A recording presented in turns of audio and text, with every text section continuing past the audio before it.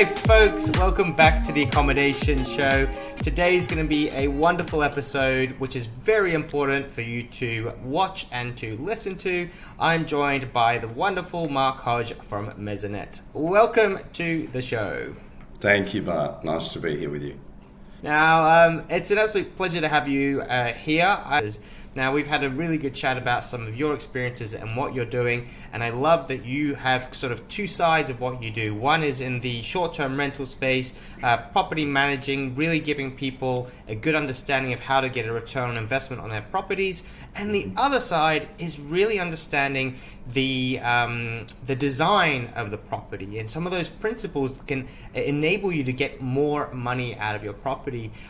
I'm excited about today's topic, talking about styling property, renovating property, and things that you can do within it. But before we get into it, Mark, I'd love you to introduce yourself. Let everybody know where you're from and what you're up to. My name is Mark Hodge. I've been running Maisonettes now since 2017.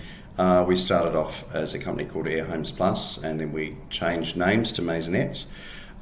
We started in Sydney, moved to Brisbane, to Melbourne, then it was through to Canberra, Hobart, Adelaide, and then Perth. So prior to the pandemic, we were operating in 6 states. Now we're operating in 4. And it's been a growth trajectory that's sort of been halted a little bit by the pandemic. But we're now starting to rebuild the business again, and it's pretty exciting. There's a lot of things happening in the wind. I started off doing this myself from my own Airbnb, and I had some experience in real estate, mortgage broking, and through a real estate company, they wanted me to start doing a short-term rental division. But the Ray White that they were with didn't want to go down that road, so I started my own business, which is how we came to be. Yeah, awesome. I'm sure you've never looked back apart from when the pandemic started, right? Exactly. Awesome. So tell me a little bit about the two sides. So you said to me when we talked last, you said the interior design and the styling is something which is really important to me, and something where we can really add value to businesses out there. Obviously, that's what we're going to be talking about today. Tell me about that, and then that part of it in relation to short-term rentals and how it all kind of fits together. Well, it's funny, really. As I said, we started initially in Sydney, and we had I speak at a lot of seminars, and we had students that wanted to do the same thing. We had property in a similar location to one of our students, who brought me into his property to see if he could get a better return. It was a property in Maroubra, and I had been working with a modular building company and had a lot of connections with builders, project managers, interior designers. So I said to him, look, it's a great property, great location, but we can't present it the way it is. So he said, well, what do we need to do? So I gave him a list, and then I went to one of the people that I was working with the modular building company, and she pulled it together for me. Within 3 weeks, we had turned his property around, did quite an extensive renovation, mainly cosmetic, but interior design as well. We had about an $11,000 furniture package, which was pretty reasonable for a 2-bedroom. And so he went from $600 a week to $1,300 a week, and we were able to move someone into another property. And that's kind of how we started, and I saw the value of what we were doing, and a lot of people don't really have the time or the inclination to style their own property. So I gained a raft of designers who I actually use myself, some of my own properties, some that I do rental arbitrage on. They came in and did interior designs for us, turned it around, and so these properties went from making $500 or $600 a week to $1,200 to $1,500 a week. But it's finding the right people, not doing a cookie cutter exercise of stock standard, but having someone that is able to help you market your property by having something really interesting to photograph, and it will just stop the guests swiping left. And that's basically, what I say to our clients is, you need someone with a really good eye that knows how to market a property by styling it the correct way. I love this topic because it just opens this massive bag of worms. There's just so many things that you said in the past couple of minutes that really I want to kind of dive into, and they're important points. And look, I guess why do we do all the styling? One is because we're running a business and because we want to be more profitable. We want to have guests come and we want guests to stay. The first thing that I want you to help us with, you said that this property was not presentable. I think those were the words you used. That's right. Or that you can't put it on the market as it's looking, how it's looking. Could you explain that a little bit more? And Absolutely. for anyone that's listening that's thinking, well, of course my property is presentable, there's people staying in it, where do you draw the line as to it's all right to it's not all right, or is it all these different shades of grey and you sit somewhere in it? What are your thoughts? So this particular property was being rented for $600 a week by a long-term tenant, and within the rental market, there's people that will stay in various properties depending on what they can afford. But to be able to offer this property to guests, and guests, as we all know, and you would know particularly, have become much more discerning on what they're picking. So it was a case of us going in and looking at the carpets and going, they're really not suitable. Looking at the kitchen and seeing how we could do that. And in that particular instance, it wasn't replacing the whole kitchen, but it was replacing door handles, ceramic coating the tiling to make it all fit in, putting new flooring in the kitchen. There were stucco ceilings, so we dropped the ceiling, had a shadow line in, put down lighting, put ceiling fans. The screens on the windows were all damaged. They were all replaced. We had vertical blinds. We got rid of those and put Holland blinds in. Better colours, much more appealing colours. We even actually, the bathrooms had an emerald green tile that was probably put in like back in the 70s.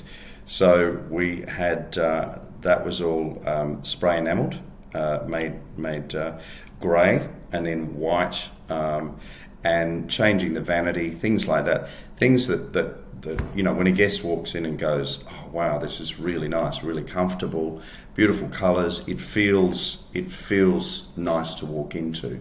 So it's just having someone that's got the eye and knows what to do. A pop of colour in wall hangings, or like we've got one property that someone put an emerald green lounge in, and people actually, they'll look at that particular property online and go, oh wow, that lounge looks really good, and it grabs them and it makes them look at the rest of the photos. So it's little things like that make a difference, and and even theming a property. So that it draws people in. People might look at a property that's 5 kilometres away from where they want to be, but because that property is so appealing, it's like you build it and they'll come. It's something that will gravitate people towards that particular listing. Okay, so we're looking at the properties, and there's all these different things we can do to improve it and to make it more desirable. So one is you're going to benefit from all the marketing. The question I've got for you, just to start off with, obviously if we're if we're a property manager or if we're a property owner, we're going to be looking at our properties, we're going to find ways to improve it. Now, if we've already been doing this for 2-3 years, how do we know whether it's appropriate for us to go and start to upgrade our property and to do more styling to it? Is it just based on occupancy? Is it on rate? Are there any tips that you would have right now that someone could go and pick up and just go, oh, I can do this, to figure out whether I need to do some upgrades to my property? I can tell you explicitly an example that we had last year in Canberra, property that we had in Canberra. So this particular property was in the Nishi building, where the Overlow is in New Acton in Canberra. We had a client that we had a property we were looking after in Darlinghurst and also in Canberra. They did their own styling, and the building itself is great, the location's great. The styling was very basic. We pulled in another apartment in that building and we gave direction on the styling to the owners. They wanted to do it themselves, but we gave full direction. Now, what actually happened in that property, our initial property that the owner had, was he started to see his bookings declining. He went from, I think they were renting it for $430 a week. We were getting around $1,200 a week with short term, and it was a terrific shining example of the difference between short term and long term. So what happened was he started to see his bookings decline, but the other property upstairs, exactly the same floor plan, four floors up, were getting all the bookings, and he was about to pull. So I said to him, Trevor, look, we really need to have a look at restyling the property. It looks sparse. It wasn't completely done. I know from the beginning you were going to put some more stuff in there. Can I take my stylist down, and can we spend a little bit of money to go in? So he agreed. We went in. We had a small budget. Miri and I went down to do the property. And I actually put a little video together on the before and after of that, and I really should send it through to you. Because links below. I'll do that actually. Make sure you do, because I'm sure the people will be like, will want to see what the before and afters look like. Yeah. Well, we went in, and within 3 days, the calendar went from 0% full to 60% full for that month. And that's a classic example of what styling can do to fill the calendars.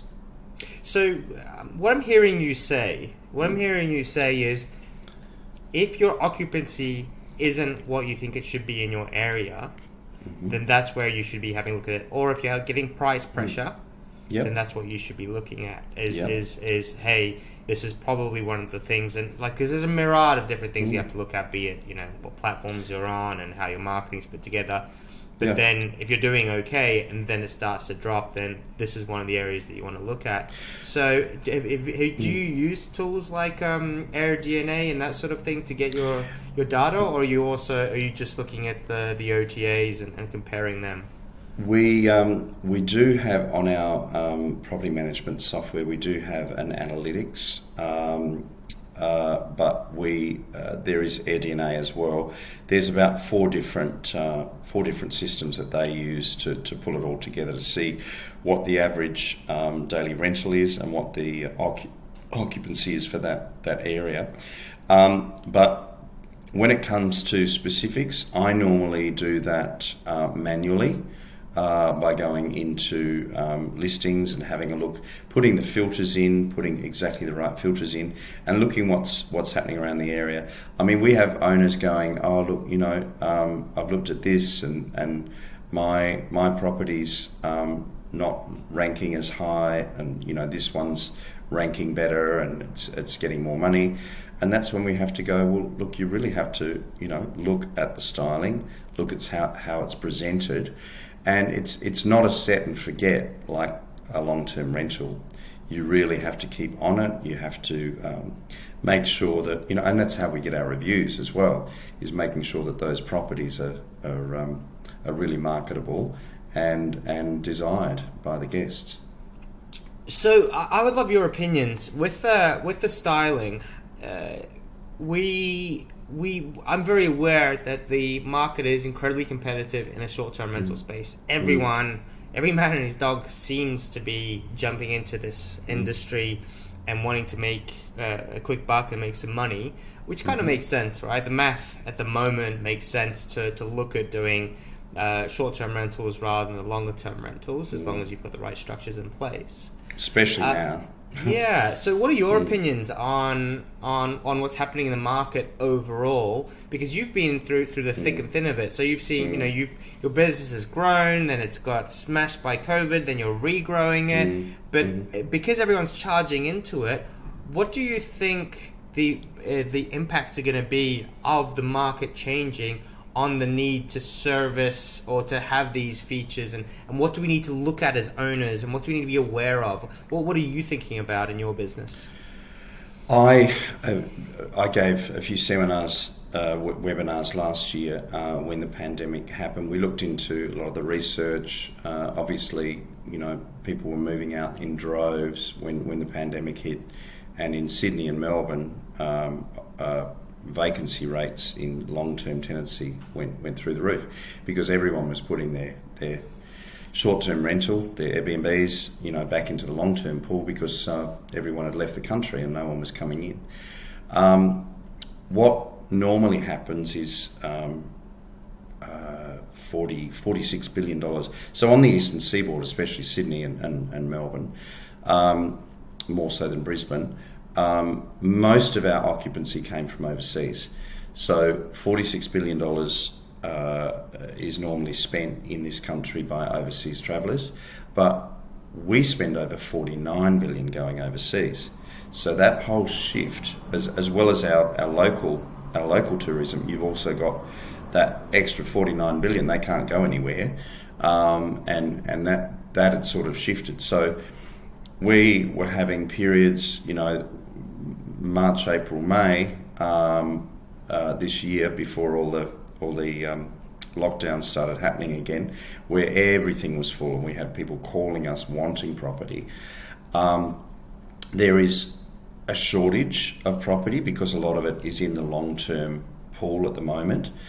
So the huge demand that we're seeing, and I'm even seeing with my own property at the moment, like just back-to-back bookings, it's just going to go absolutely crazy.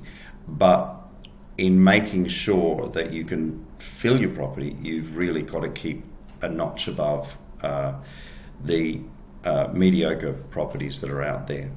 And that's where we really like the help with our stylists to be able to do that and maintain that. But the other thing is, now that we're starting to open up to the rest of the world, I spoke to our Airbnb manager the other week. They have not seen the amount of searches from overseas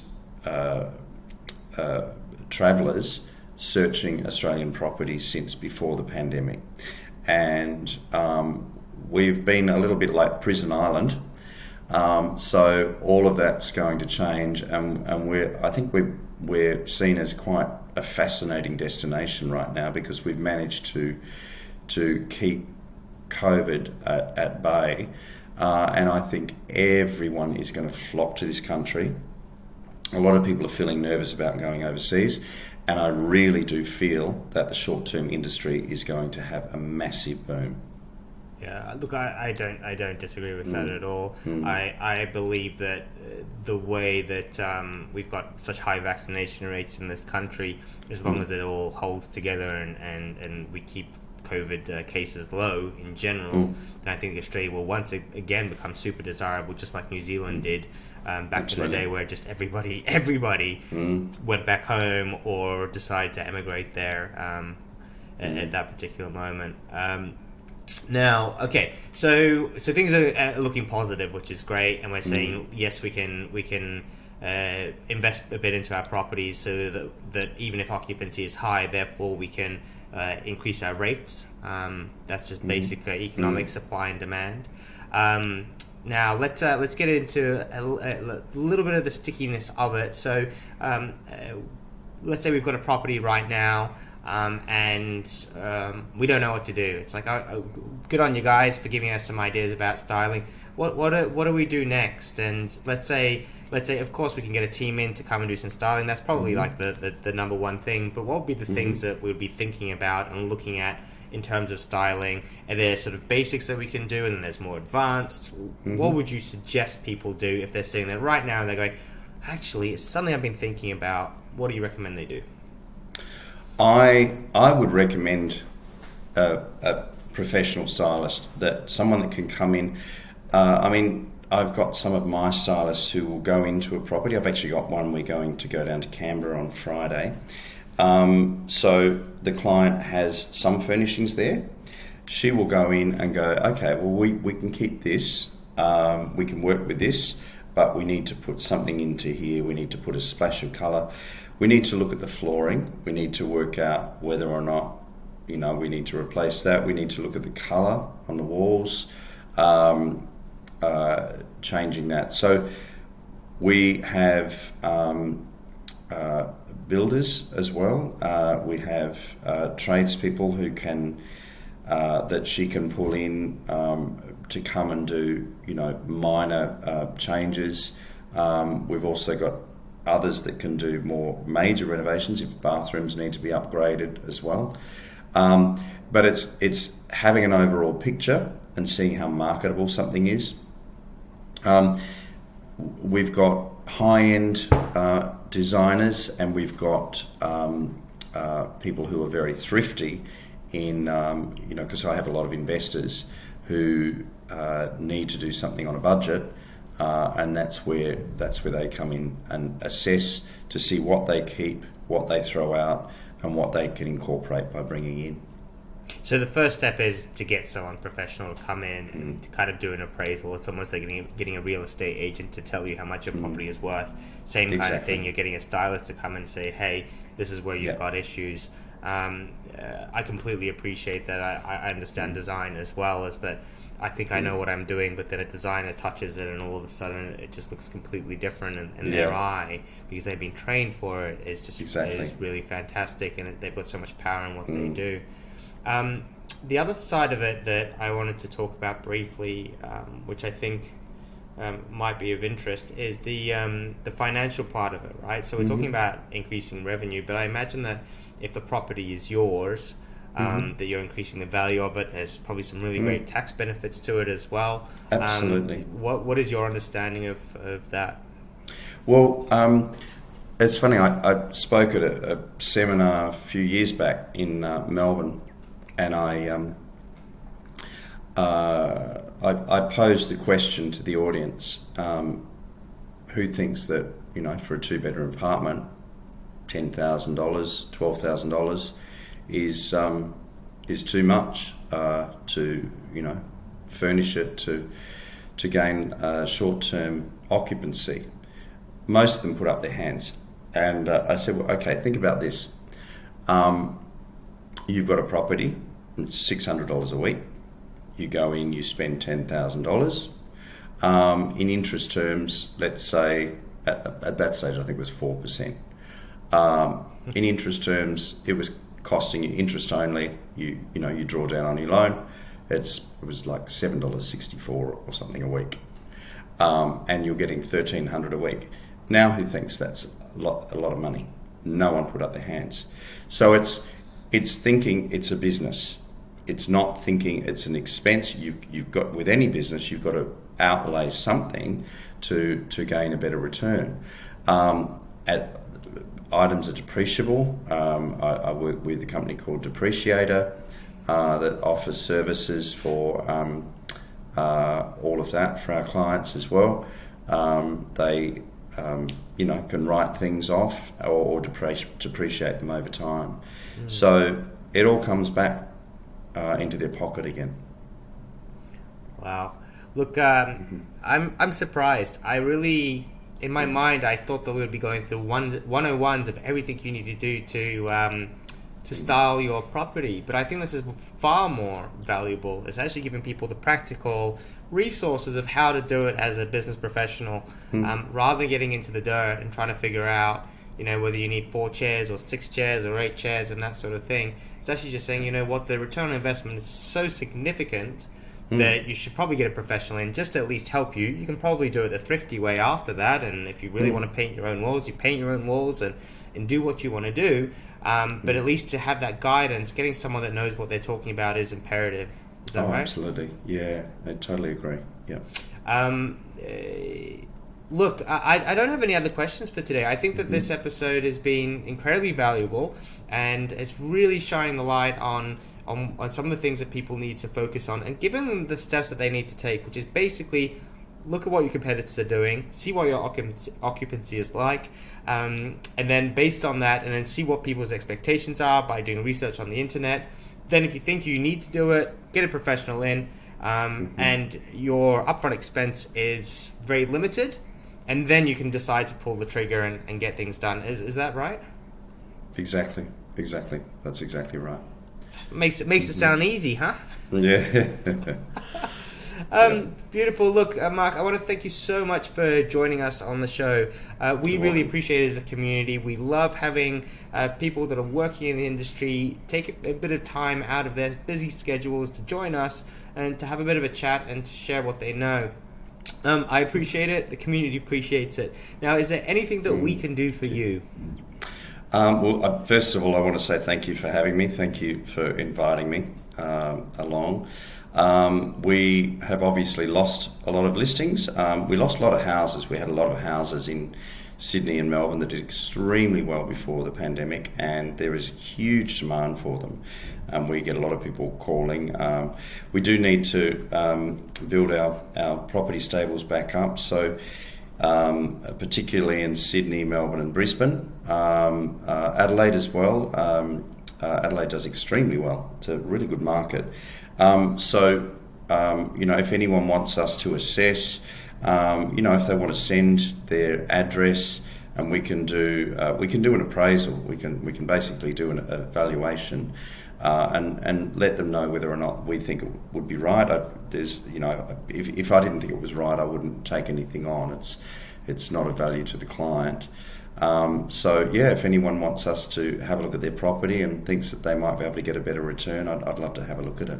Beautiful. And people can find you on maisonettes.com.au, is that correct? Maisonettes.com. .com. And then Mark Hodge on LinkedIn as well. What's the best way for people to reach you? Mark Hodge on LinkedIn, or even Maisonettes on Instagram, Maisonettes in Facebook as well. Beautiful. And of course, those links will be in the show notes below. So once again, thank you so much. And if you are watching the episode, I would appreciate you giving it a like, giving it a subscribe, and I would like to know your thoughts about upgrading your property and about whether you think it's worth doing. Thank you once again. We'll catch you around and speak soon. All right. Thank you. Thanks very much.